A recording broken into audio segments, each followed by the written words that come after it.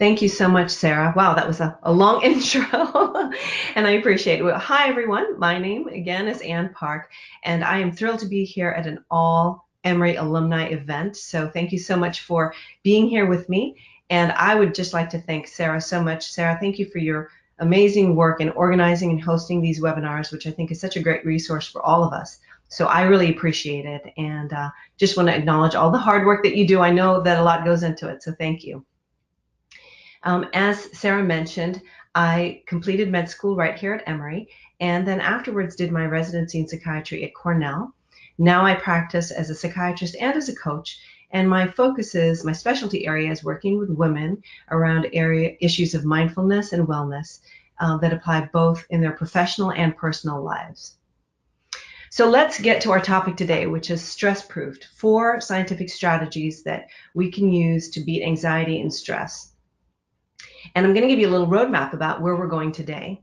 So I'm going to start out by talking about what is stress. We all talk about being stressed out, and stress is sort of baked into our everyday lives. But what is it? Let's take a deeper dive and see what it's like from a physical perspective and from an emotional perspective. Then after looking at the what, we're going to move on to the why. Why should we devote time today here to look at the topic of anxiety and stress? How important is that for us, and how relevant is it? So that's the why. Why are we looking at this topic? And then we'll jump into the meat of our talk today, which is the how. How can we get stress-proofed? And what are those 4 scientific strategies that we can take to manage stress in work and in life? And we'll be using a mnemonic called RAIN, and we will get to that in that third part of our presentation today. So what, why, and then how. So let's move on then and start with our first step. Stress. What is it? We really talk about stress. We throw the term around, and we know that stress has seeped into almost every single aspect of our modern day lifestyle. So we know that stress is prevalent in the workplace. A recent study done by the CDC right there in Atlanta shows that about 29 to 40% of people who are in the workplace describe themselves as feeling either extremely or very stressed. We also know that stress has made its way onto the internet. So let's take a look at Twitter, for example. The whole purpose of Twitter is to be able to do things rapidly, with the assumption that people are busy and they're stressed out and they don't have as much time to interact with one another as they used to. So we're capped at 140 characters. And it might interest you to know that about a year ago, Twitter upped the character limit to 280, but as you can imagine, no one actually went for it. The actual average character count for most tweets is about 50 characters. So if you want to feel stressed and busy, go to Twitter. Apparently, that's the message there. And then we know that stress has found its way into the college setting. So for those of you who are listening from the campus itself, it might interest you to know that Yale University, for the first time in their history, has had the most popular class be not one of their core classes, but a class that's being run now that's called Psychology and the Good Life. And this class is so popular, it's the #1 class in the history of Yale, that there's a waiting list for it. And administrators are actually concerned that students are bumping out of their core curriculum to get waitlisted for this class. Now, in the professor's own words, the woman who teaches the class, she views the popularity of the class as related to the fact that many students, and her words, have deprioritized their well-being and happiness to get to Yale, to compete at that level. And as a result, they're now pouring into the class to try to level the playing field. So we see that stress is really part and parcel of so many different walks of our lives. And maybe we've become used to it. But I want to make the argument that just because it's very common, it doesn't mean that it's innocuous. It doesn't mean that it's harmless. And we should take a deeper look at exactly what is going on. So let's go on to the next slide, which is, what is stress? And what is the physical impact of stress? Well, stress in its adaptive form is a good thing. We need to be able to respond to external threats, right? We need to be able to gear up for activity if it's needed. So when we face a stressful situation or an external threat, our bodies respond appropriately. We secrete norepinephrine and epinephrine and cortisol, the stress hormones, in order to do things like recruit glucose for energy and bump up our heart rates so that we can get the blood going. We breathe faster. Our pupils dilate. We're ready for action. And those things are all appropriate. We want that to happen. We need to be able to jump out of the way of the oncoming bus, right? However, what our bodies were really not primed for was chronic stress, a chronic reaction to external threat. And that is the crux of our modern day problem, that we live in a stressful world and we are frequently exposed to ongoing external threats. Maybe when I say threats, not in the life and death sense, as perhaps it had been originally, but now external threats in the forms of workplace stress, perhaps interpersonal stress, family stress, as well as those internal pressures that we put on ourselves. So when our bodies are now trying to cope with chronic stress, we have a different set of physical reactions coming into play. That chronic secretion of cortisol over time begins to dysregulate the way cortisol is used in the body. Cortisol is actually the body's natural anti-inflammatory agent. And so we find that when cortisol becomes dysregulated, we then become exposed to a higher rate of inflammatory processes that go unchecked. We know that the sequelae, or the outcomes of chronic stress in terms of our physical impact, involve things such as hypertension, cardiac disease, diabetes, pain, and hypertension, which I think I already mentioned. So there's just a host of well-documented and well-understood physical responses to chronic stress. But now what about the psychological response to chronic stress? And I think that's relevant especially to our talk today when we're talking about anxiety and stress. It is also well documented and understood that stress is related to anxiety. It's a precipitant for anxiety. And some people might be asking, actually a few of you asked in the questions ahead of time, well, what's really the difference between stress and anxiety? Stress, we've been talking about, sort of that ongoing outside external threat that we're processing day by day. But it shades from stress into anxiety when the level of threat becomes such that it interferes with our functioning. So we might have a difficult time functioning at work. We might find it difficult to manage how stressed out we're feeling in our relationships. We might begin to notice physical symptoms of stress. So the difference between stress and anxiety is really, I guess a good way to think of it is anxiety is sort of stress with teeth. It's stress with an impact. We're beginning to notice it. We're not being able to manage it very well. And it's beginning to impinge on how we would normally function when we're doing well, when we're at our best. So stress leads to, or can exacerbate and lead to a greater risk of anxiety. And it may interest you to know that anxiety is an extremely common problem today. And Sarah, you alluded to that at the beginning. We know that 1 out of every 5 US adults experiences an anxiety disorder in any given year. And the rates are also about twice as high for women as for men. We know that our adolescents are also experiencing rising rates of anxiety, and about 33% of adolescents will experience an anxiety disorder at some point in their lifetime. Again, it's greater for girls than for boys. We know that anxiety is now the #1 college mental health issue that college counselors are dealing with. And we know that anxiety is extremely prevalent in the primary care setting. So approximately between 6 to 22% of folks who are going in to see their primary care doctors are actually experiencing anxiety disorders at the same time.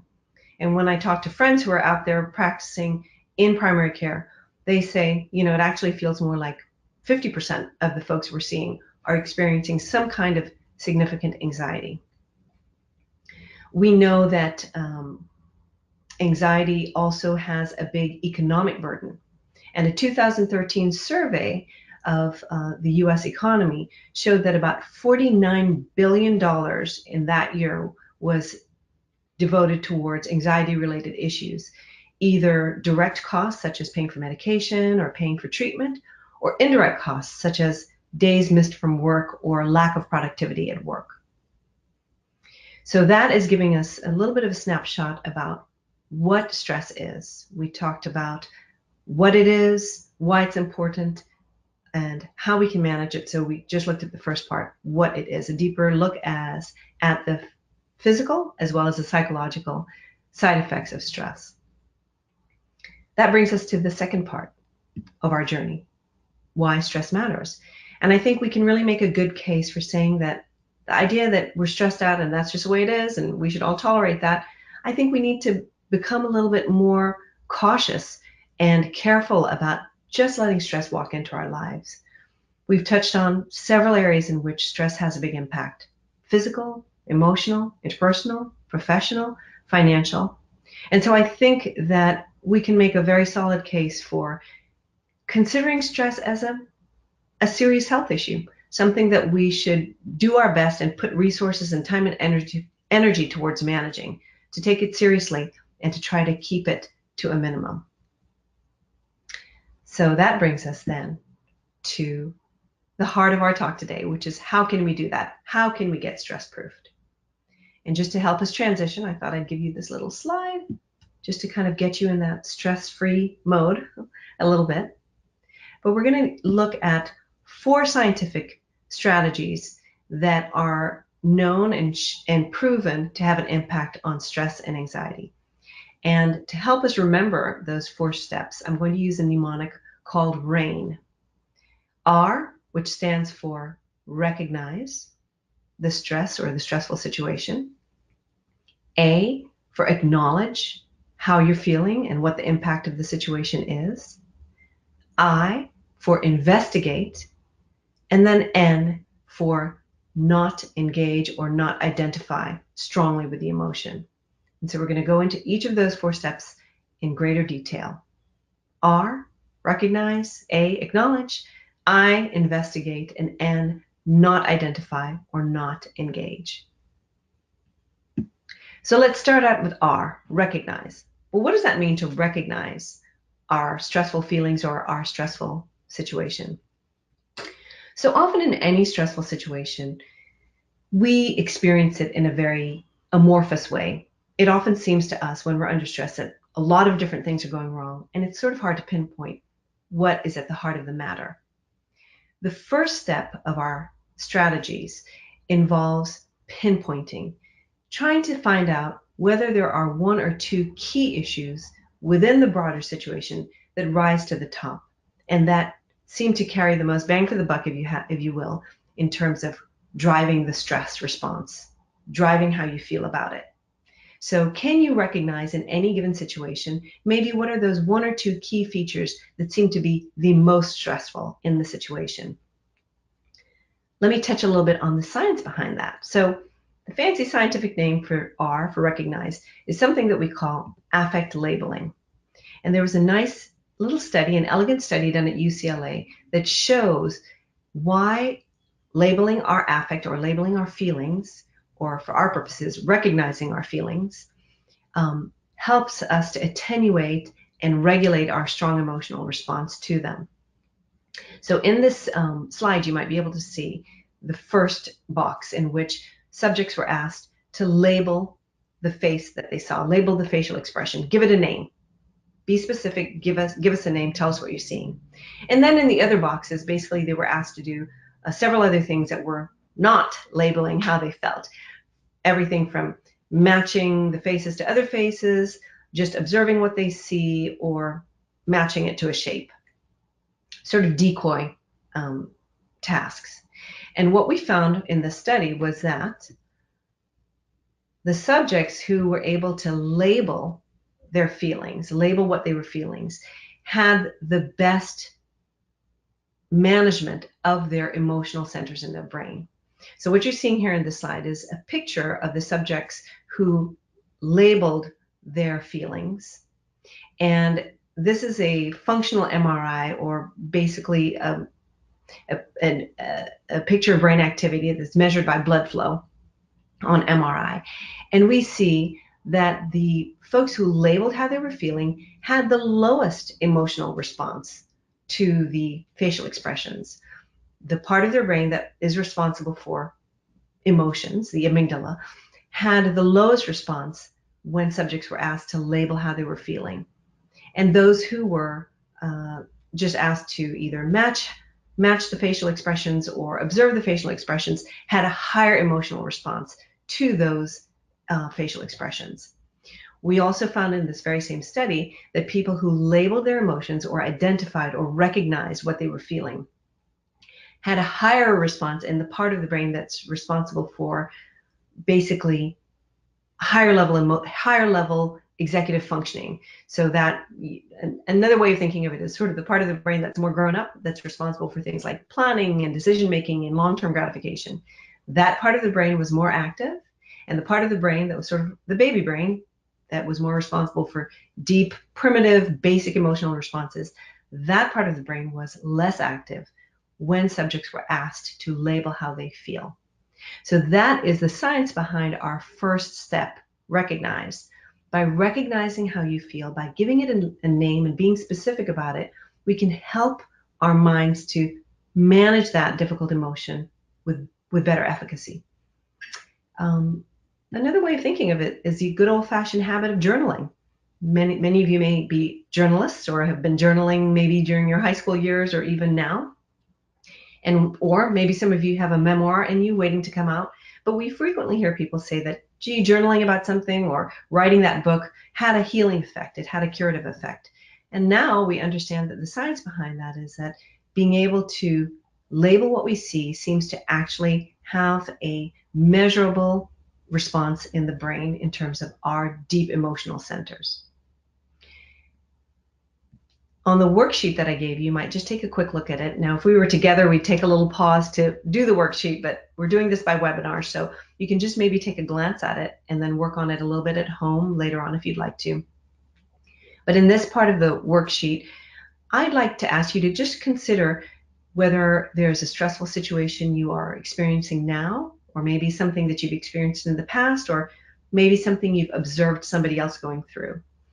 And see if you can identify within that situation maybe one or two key points that bubble to the surface, sort of the key issues that seem to drive the stress in the situation, and write them down. Get it on paper, put pen to paper, label it, and this is a technique that we know can help us to regulate our very high emotional response to a stressful situation. Okay? All right. We'll keep going from here. So that was R, recognize. On to our second step, A, acknowledge or accept. So what is this about? In this step, we acknowledge or give some space to the strong emotion or the stressed feeling that we're having. And having labeled it already puts us in a good position for acknowledging what it is that's really bothering us or what it is that's worrying us. Why is this effective? Why would we want to give room and get a little cozy with the very feeling that's causing us so much distress, or thinking about or paying attention to the very situation that's making us feel worried or distressed? Well, it's counterintuitive, but what we know is that when our natural tendency when we're under stress is to avoid or stay away from the thing that's making us feel uncomfortable. That's just a natural, instinctive human emotion at the beginning. But we know that it requires energy to do that, right? If we are feeling tense and worried about the thing that worries us, then we've, in a way, expended twice as much energy trying to avoid the thing that is so problematic for us. Let me give you an example from working with clients. I lived in New York for quite a while, and during those years, I was working with clients who had panic disorder. And without fail, about once a year, I would have a client who had a panic attack on the subway. So if you've ever been to New York or lived up there, you know that the subways, first of all, are not that fun to be in. They may be getting better, but they're a difficult place to have a panic attack. So what would happen is that my client would then not only be worried about her panic attack, but also worried about going to the subway, essentially doubling her fear. And we call this anticipatory anxiety. That is a fear of the fear. So what we're doing in this step of our scientific stress-proof strategy is we are going to counteract that by basically saying to the thing that we're afraid of, or the stress or the worry that we have, I'm going to acknowledge what it is. I'm going to say, the situation is very difficult. It's very painful. I'm very worried about this. This seems pretty bad. And that's the way it is, for now at least. I acknowledge that, yeah, this is the way it is. I'm going to sit with that feeling.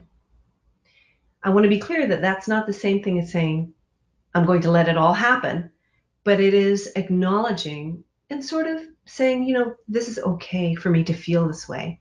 I'm human. The situation is difficult. I'm having an emotional response to it, and that's okay. The other reason why acknowledge and accepting, our second step in RAIN, is effective is because it draws on the psychological phenomena of extinction or habituation. And you may remember this from Psych 101.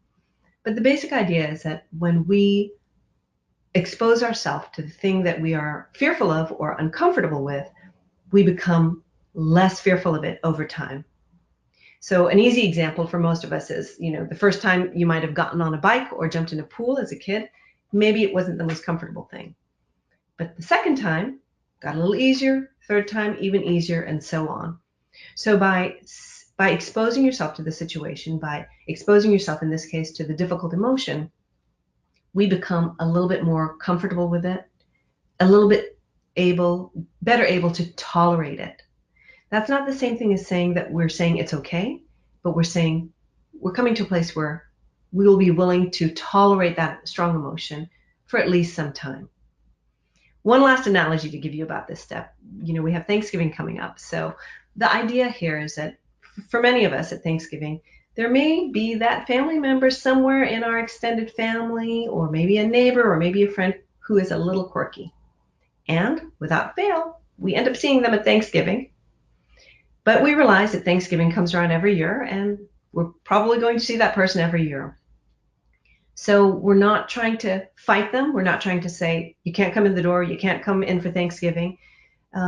We acknowledge that, okay, they're a little quirky, but Thanksgiving happens every year. We're going to make the best of it, and we're going to try to work with it. That's really the spirit or the gist of acknowledge. Okay, let's then go on from here. We talked about R for recognize and give a label to our strong feelings. We talked about the second step, A, acknowledge what that feeling is and get a little bit comfortable with it, be accepting of it for the time being. And now we move on to our third scientific strategy, which is to investigate. So what does this mean? Well, when we talk about investigate, we're talking about investigating or getting curious about a couple of things. First, our bodily response to stress, and second of all, our cognitive responses to stress, or how we're thinking about our stressful situation. Why do we do this? Why should we be interested in investigating these things? Let's take a look at that. Well, in the first instance, I can just pop back to that slide, bodily responses and cognitive responses. In the first instance of investigating our bodily response, one of the things I do with clients is to ask them to approach it in a mindful way. And why should we do that?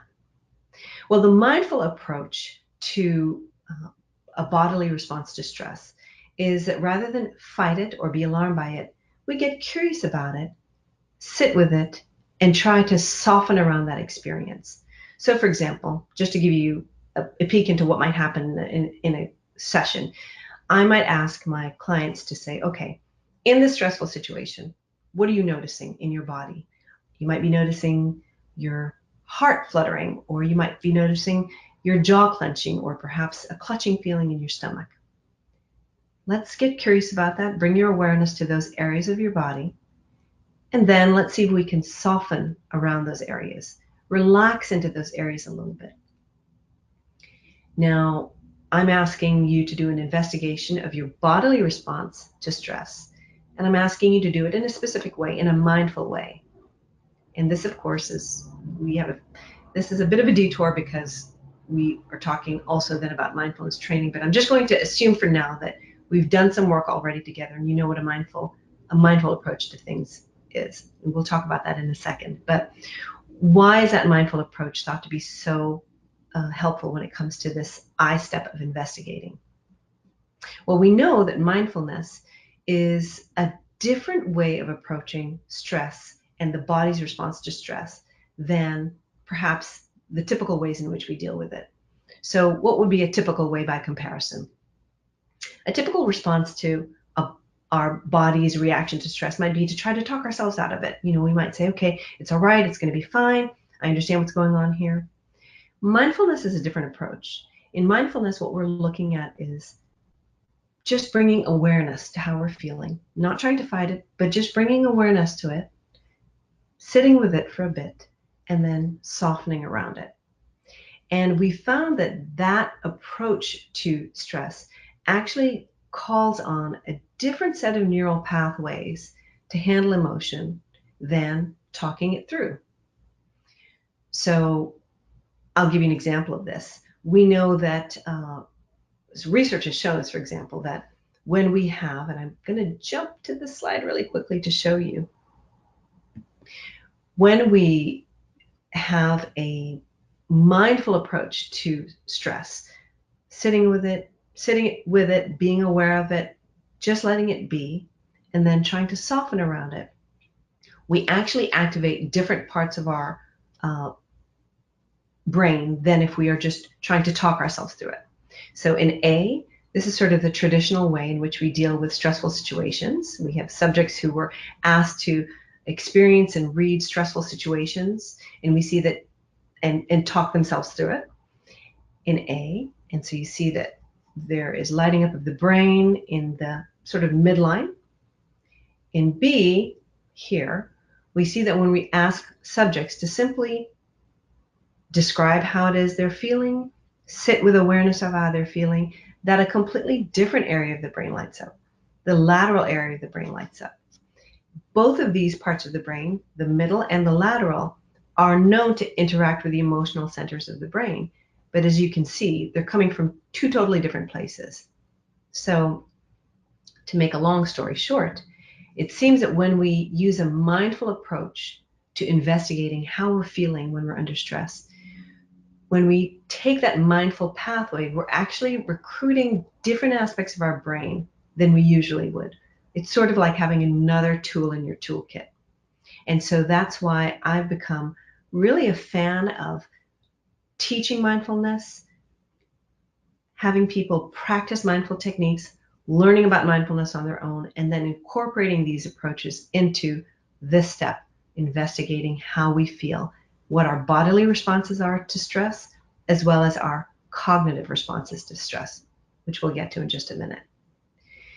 So I'm trying to put a lot in a small amount of time, and normally this talk about a mindful approach to stress management is an entire talk within itself. So it may seem as if I'm putting a lot in. I'm going to just try to cover it quickly, but just to give you a sneak peek. Mindfulness. What is mindfulness? So the definition of mindfulness basically is a mental state, in which we are giving full attention and full awareness into how we're feeling internally and what's coming to us from the outside as well. And remember that we're still under the step of I, investigate. And using the mindful approach to investigate how our bodies are feeling and what's going through our mind is a different approach than simply trying to talk ourselves out of it or talk ourselves through it. The mindful approach is not fighting it. Instead, it's awareness and experiencing of it in the moment. And what we're seeing from a physiological perspective, from a science-based perspective, is that approach to investigating how we feel, that approach to managing stress, is a completely different neural pathway than the ways we normally would do it. So I hope that makes sense. If it's a little bit unclear, because I'm trying to put a lot in, you can please enter those questions for the Q&A at the end, and I'm happy to try to go into that in some more detail, okay? Does that mindful approach to stress work? Well, it certainly does. And we just have a host, I mean, too many almost to discuss, of studies that have showed clinically how training people in mindfulness can help them with a wide array of physical and emotional conditions. And when I say train in mindfulness techniques, I'm not talking about, 10 years on the mountain. I'm talking about an 8-week proven therapeutic course that is very doable and very manageable. Actually, that course, if you're interested and you want to look up some more about it, was started out at the University of Massachusetts Medical Center by a PhD. He was then a PhD candidate at MIT named John Kabat-Zinn, and he developed this 8-week course on mindfulness training, and they found fabulous results in helping people with, as you see on the slide, things like pain, anxiety, depression. It's had an impact in how well people respond to HIV treatment, how they respond to treatment for blood pressure, how they do in school. So it's the evidence is very compelling, very exciting, I think, and that's why I wanted to make sure that I bring that into our investigative part of our tools today.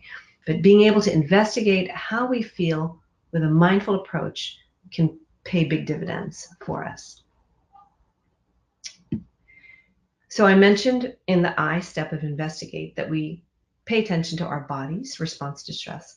Now we also want to pay attention to our cognitive response to stress, or our thinking response to stress. What does that mean? The idea behind a cognitive response to stress is that in any stressful situation, we're likely to tell ourselves a story about that situation. So give an example. It may be that, let's say I had a bad outcome at my job. Unconsciously, or maybe subconsciously, I develop a story around that. I might say something like, that was all my fault. And whenever there's problems, it's usually my fault. And I've done it again. And I seem to be sort of constantly messing up at work, right?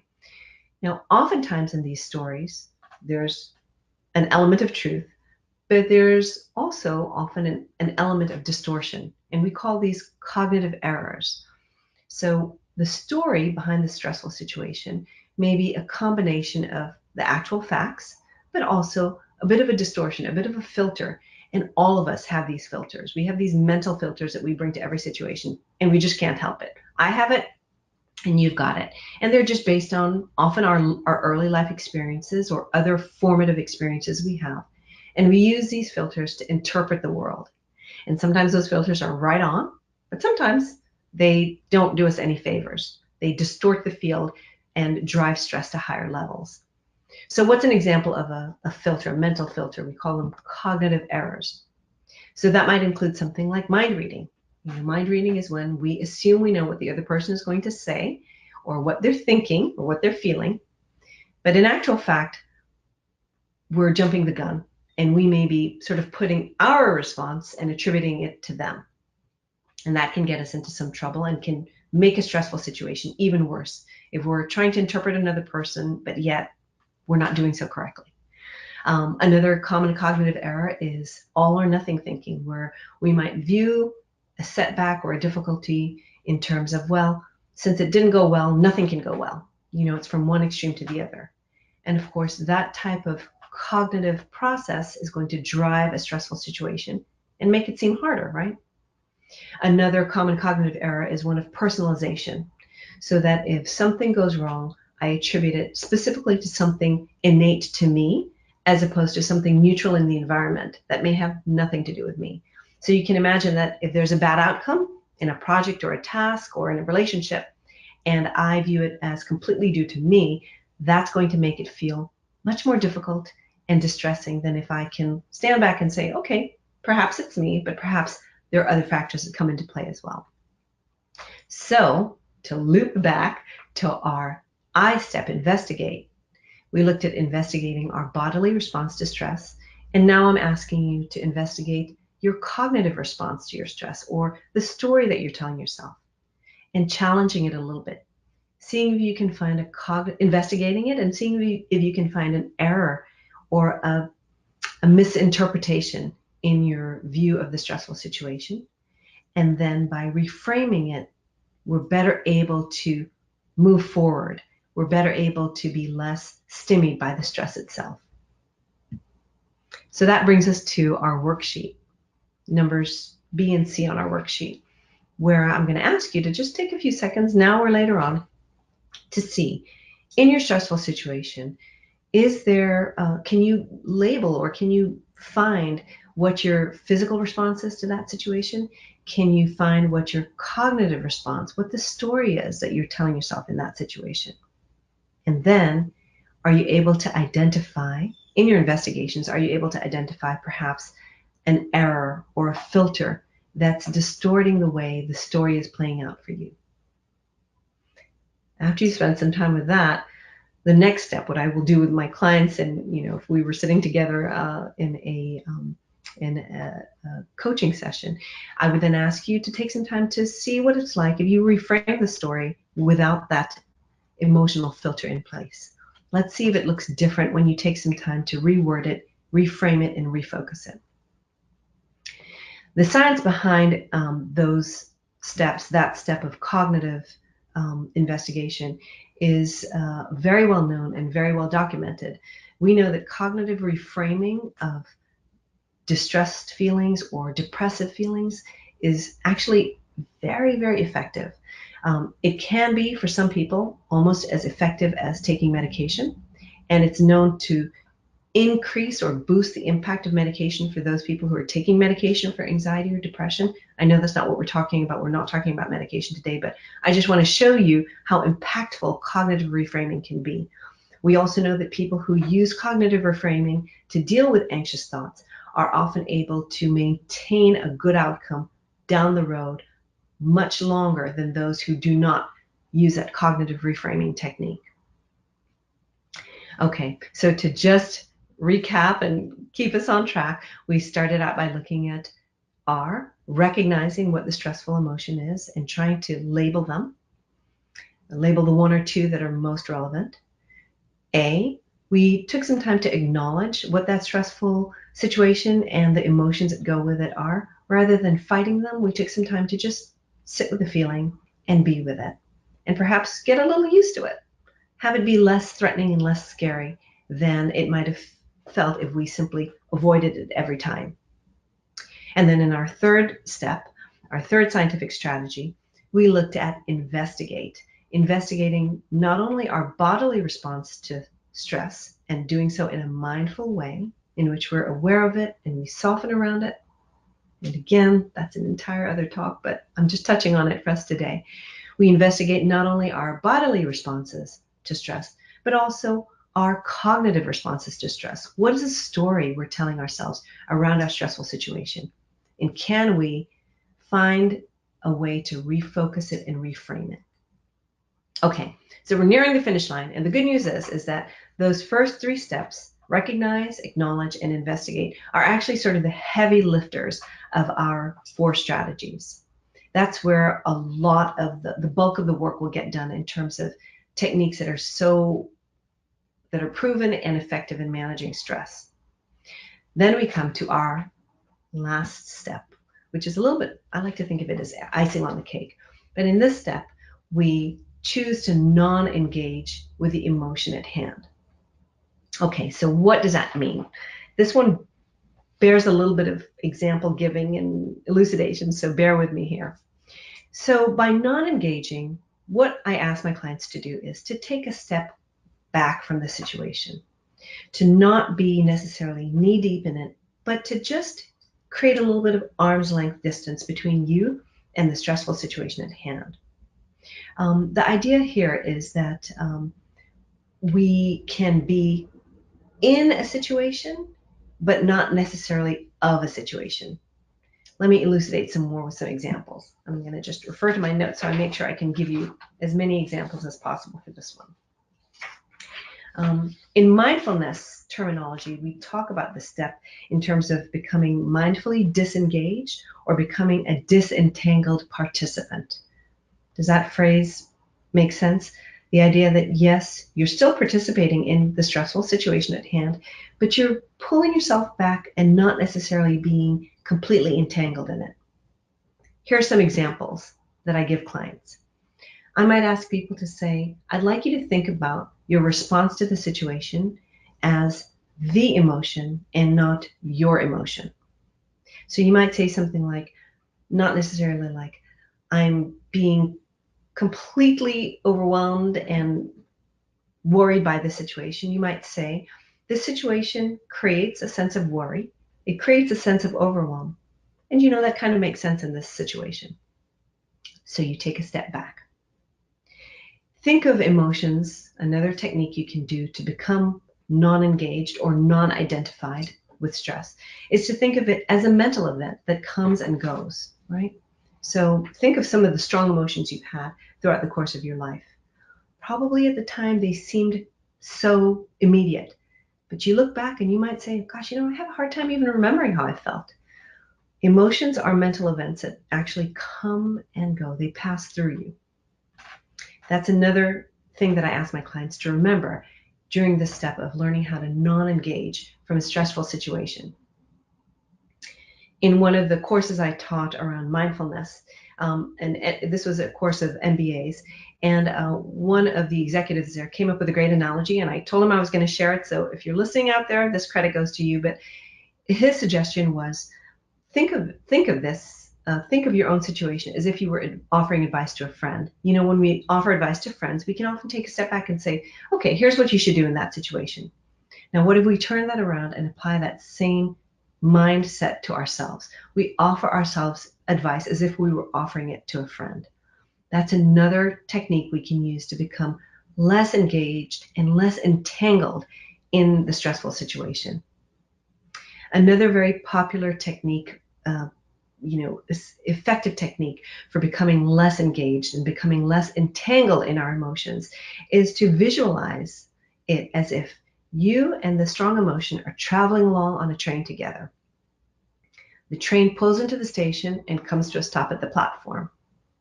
At that point, you come off the train, but the emotion stays on the train and you watch it as it pulls out of the station and goes along.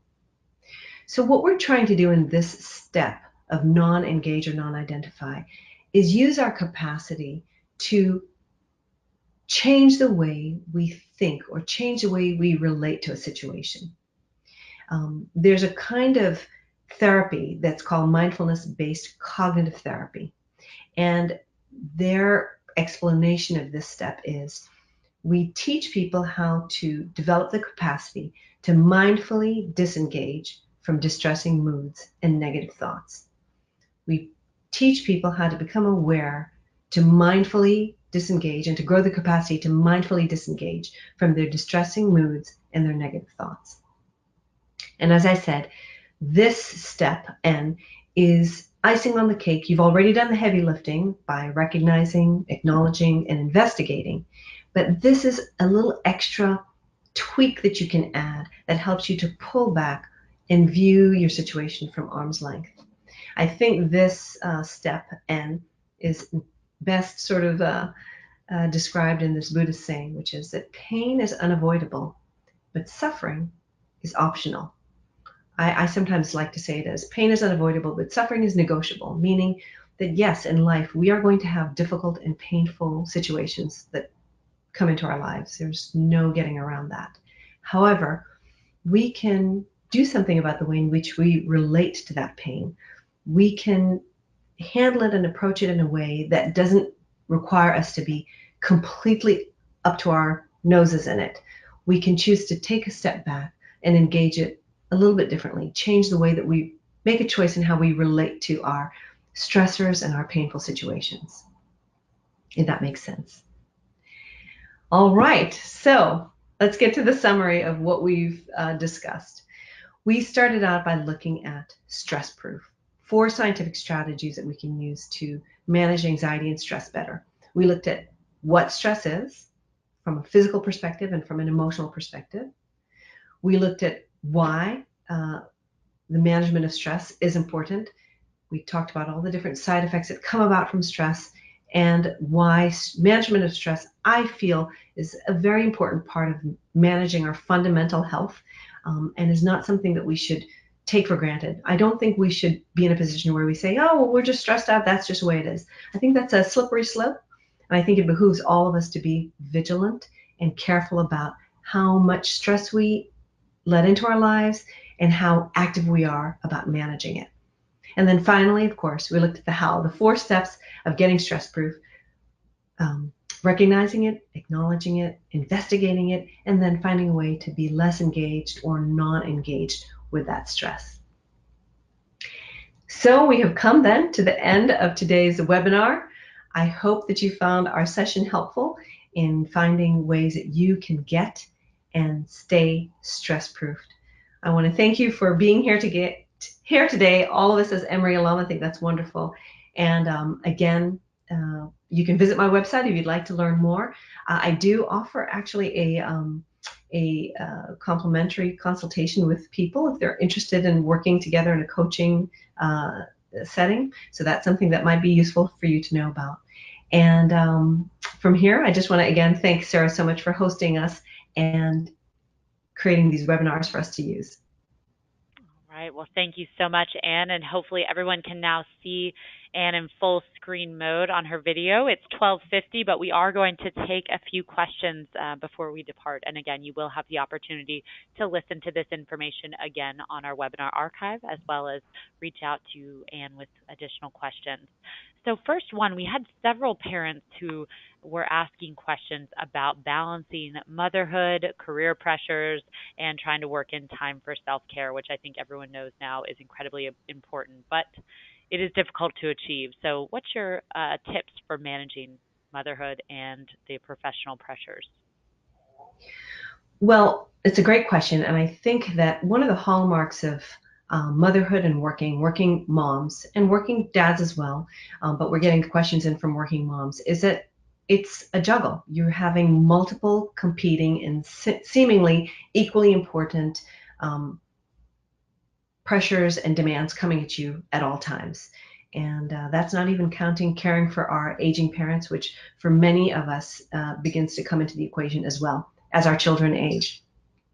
And we know that the challenges of children through the life cycle don't necessarily ease up. Young children have their own set of issues, but the teenagers also have their own set of issues and sometimes are even more complex, or often actually, I should say, more complex and require a lot of energy. When I work with working women who are also parents, one of the first things we do is we really prioritize and become very proactive and intentional about deciding which things are going to require the most of your energy. Sometimes the list is 100 items long, and quite simply, you just can't get through all of those items. So you have to pick and choose. As difficult as it is, you have to pick and choose. And so I work with people to decide, okay, what stays, what has to take a back seat, what can't even get on the list this go around. And then we get very intentional and actually set goals together for how to approach each one of the things that ends up being, say, the top 3 on the priority list. You may be interested to know that actually goal setting is a whole field of inquiry of scientific research as well. And we know that setting goals allows people to be more effective at getting what they need done. And there are specific ways of setting goals that are thought to be scientifically more effective than other ways. So a quick preview into that is that if you set goals that are achievable but challenging, so basically the goal can't be too big but not too small. You should set a time frame on that goal. So for example, my clients and I will say, okay, by December, this is what I need to accomplish. I'm going to set a time frame for myself. This is what I need to do for this priority by December. The other secret ingredient to being very effective with goal setting is to have somebody that you're accountable to. So obviously when I'm coaching someone, I'm their accountability partner, but I encourage people to find as many accountability partners as possible. A significant other, a spouse, a friend group. Maybe some people develop advisory boards for themselves. These are all ways in which the busy working parent can find a way to manage the things that are most important to her and set goals to achieve them. And of course, incorporating our stress-proof techniques as you go along, because stress comes into every part of every day. And what I really want people to do is to almost begin to develop sort of an automatic response, an automatic mindful response to stress so that it doesn't just come walking in the door uninvited. All right, that's fantastic. And we all know it will be happening, especially with the holidays coming on board. So we should get prepared. So our next question, when does stress and anxiety need medical treatment? And when should you just remind yourself it's a stressful time and it will pass? That's a great question. So the difference between stress and anxiety is one of degrees and also one of function. So that's a good way to think of it in your own mind. And if you kind of asking yourself, okay, am I just stressed out or is it shading into something more? I think a key piece of that, and from my perspective as a coach and as a psychiatrist when I'm working with people, the key thing I'm looking for is how well is a person functioning? How well are you functioning? Do you notice a drop off in the areas of your life in which you would consider yourself to be normally functioning well? So areas that I would be looking at if I were sitting with you would be things like, can you tell me how things are going at work? Or if you're a student, I might ask, how are the grades going? How's it going with your relationships? How are you doing from a physical perspective? Whenever I begin to notice significant drop-offs in these areas, one or more of these areas, that's when you and I begin to then think about, okay, is this stress or are we now shading more into anxiety? And if the answer is yes, yes, yes to multiple areas, then we're more squarely in the ballpark of an anxiety disorder and one that requires a more comprehensive medical evaluation. And that might include things like doing a full medical workup to see if there's anything that's driving anxiety, and also possibly the use of medications. I'm not a huge fan of medication, but sometimes it's called for. All right, wonderful. So switching over to managers, how can we all incorporate mindfulness into each of our days at work to ideally be less stressed out? And for managers, how can you approach your team in a way that encourages them to incorporate mindfulness as well when you're managing a team of people who have varying degrees of skepticism around mindfulness? That's a great question. So I have found myself to be very pleasantly surprised at what the role of mindfulness is taking in the corporate world and in the organizational world.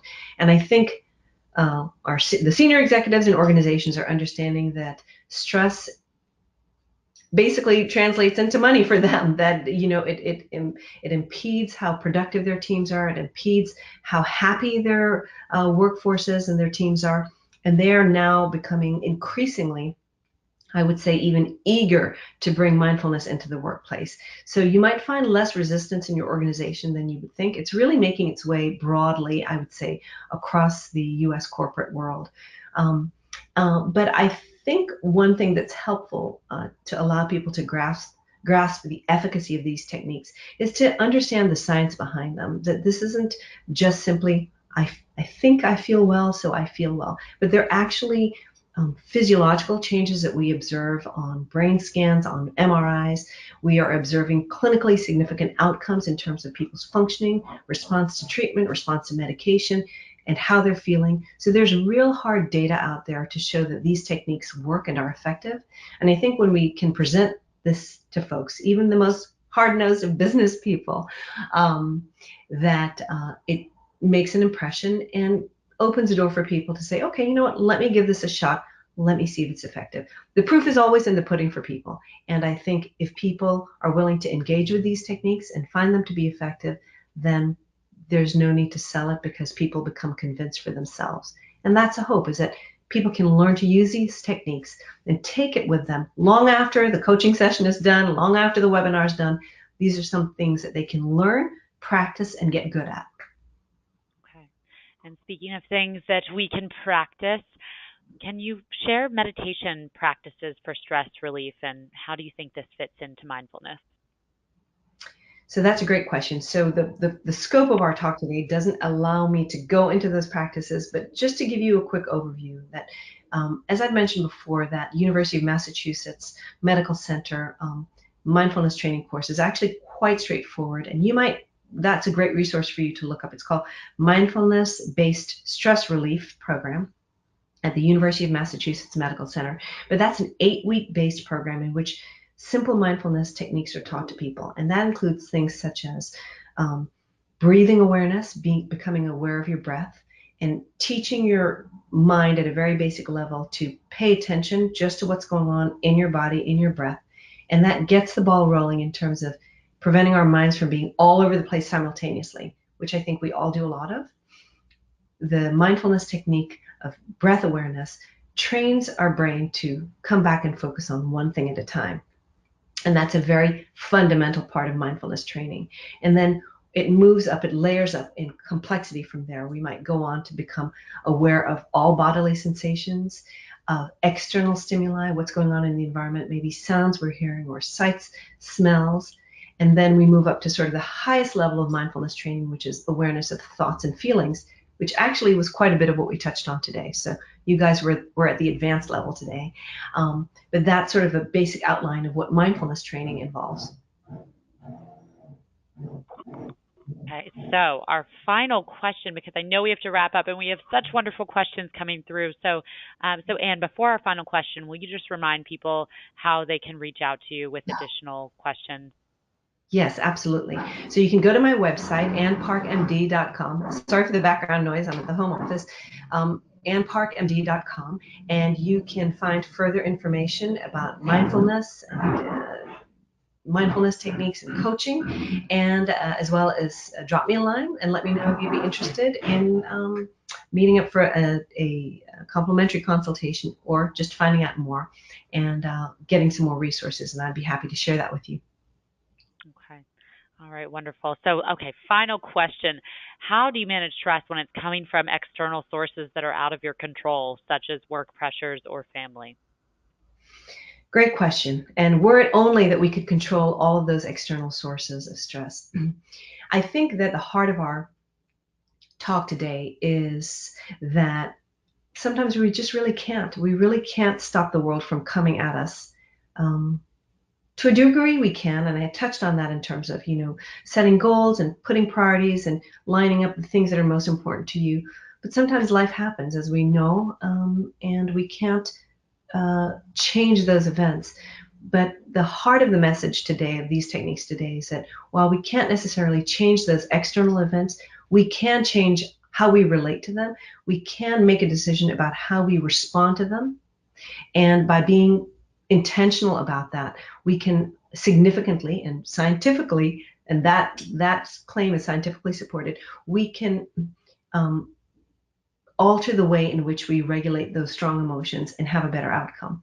So we may not be able to control the outside world, but we can become more effective at controlling our internal responses, and that's a great place to start. And you can get a lot of leverage from that.